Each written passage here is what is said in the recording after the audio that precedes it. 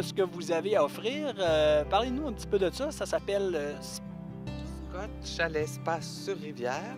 Ça fait déjà plus de 10 ans que je suis propriétaire et je le loue. On appelle ça en fait résidence de tourisme. Donc ça prend des permis, l'accord de la municipalité, classification auprès de la CITQ, Corporation de l'industrie touristique du Québec.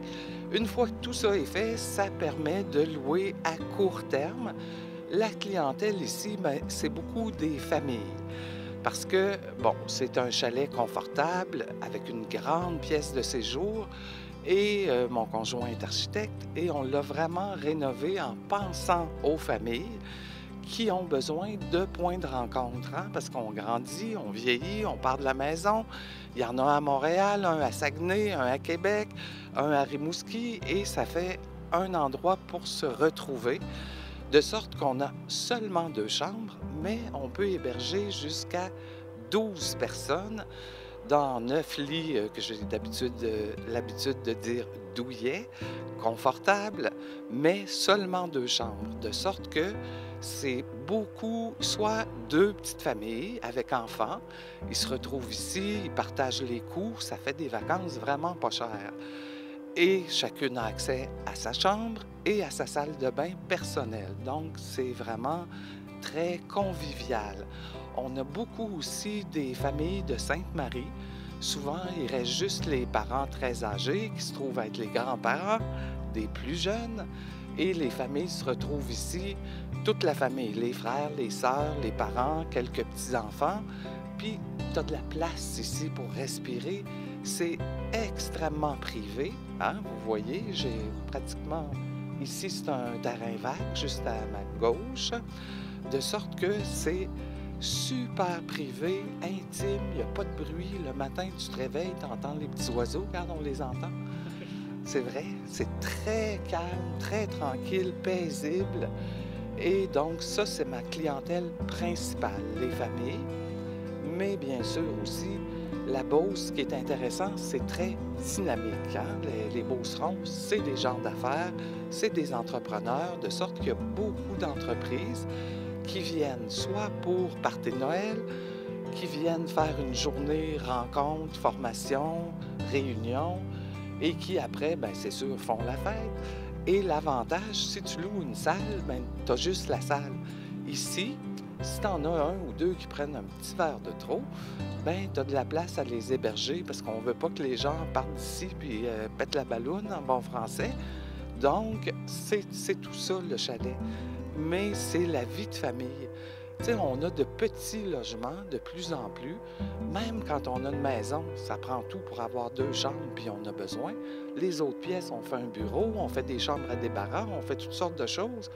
Mais on n'a pas l'endroit pour se retrouver, puis aller dormir après, profiter de notre soirée, prendre un verre si on veut, que ce soit du 7-Up ou autre chose dans le 7-Up. Bref, je pense que c'est vraiment apprécié des lieux comme ici. Ensuite, Madame Louise, c'est bien beau tout ça, mais moi, si je veux louer, par exemple, votre chalet, c'est où que je peux trouver, ça, la location? C'est sur Internet sûrement, numéro de téléphone? Oui, je suis annoncé partout. C'est très facile sur Internet. Vous entrez, recherche Google, Scott Chalet Spa sur Rivière ou Scott Chalet à louer. Avec spa, il n'y en a pas bien, il n'y en a pas beaucoup tout court là, dans la région. Et par exemple, chaletallouer.com, chaletauquebec.com, Québec Location de Chalet, Airbnb, même si les gens pensent Airbnb, c'est pour la location peut-être plus illégale, c'est pas vrai. Même ceux qui ont leur permis, on annonce sur Airbnb. En fait, je suis partout. Même à l'intérieur, tout est là pour faire des soupers, les assiettes, tout est là, les draps, les oreillers. Donc, on arrive ici, tout est fourni. Comment que ça fonctionne? Exactement. Très bonne question. Alors moi, mon aventure a commencé en location de chalet parce que moi-même, je louais des chalets. J'aime ça pour mes vacances et je continue de le faire parce que dans nos propres propriétés, on a toujours de l'entretien. Finalement, ce n'est pas des vacances. Alors, on a renoncé à cette idée.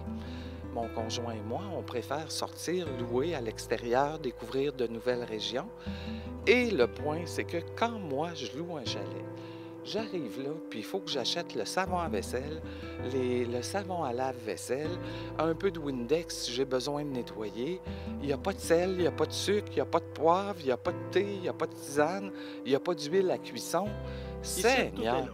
Ben oui, pour avoir minimum de bagages, d'abord moi, quand je viens à mon chalet, que c'est pas loué, que j'ai la chance de venir, bien, je veux pas transporter un camion, là. Vous voulez rien vous voulez manquer de rien. Juste l'épicerie. Moi, je me dis, quand on loue une propriété, il faut que ce soit comme arriver à ton propre chalet à toi. Donc, je fournis le savon à lessive, le thé, tisane, le sucre, le gruyot, la cassonade, la farine, mais c'est toutes des choses qui coûtent rien. Les gens vont avoir besoin de quoi? 2 tasses de farine, tout au plus, hein? De la cannelle, toutes les épices de base. Imaginez, vous voulez faire une petite recette, il faut partir, aller au village ou apporter son sac de farine, ça n'a pas de bon sens. C'est sûr que les clients doivent adorer, ils Oui. doivent apprécier ça, c'est sûr et certain. Alors, ça fait le tour, Madame Louise. Merci beaucoup. Alors, on vous invite à communiquer avec Louise pour louer ce chalet-là. Alors, merci beaucoup et à la prochaine, Madame Louise. Merci beaucoup.